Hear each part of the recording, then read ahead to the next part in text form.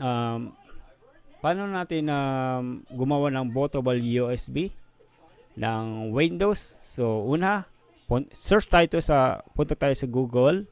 Search natin yung download Windows 11. So, Windows 11.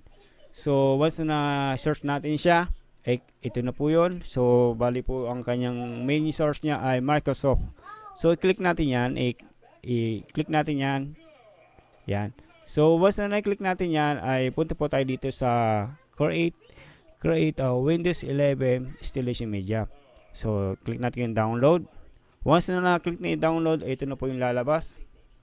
Ayan.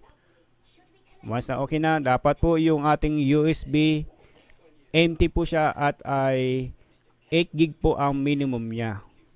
So, click natin, i-accept natin. Ayan. So, ayan. So, Windows 11. So, next natin. So, makita nyo po ay may nakalagay po USB plus drive. So, at least 8 gig. So, yan na natin i-click natin yan. Pero, nakakabit na po yung ating USB sa ating computer desktop. Ayan. So, once na naisaksak nyo na yung USB na 8 gig, ang minimum niya, ay pwede na nyo po i-next. Ayan.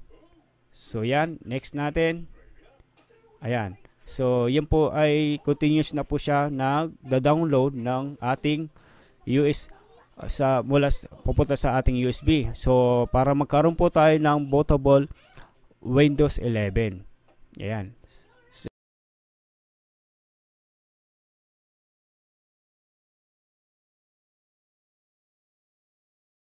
So, ito na po.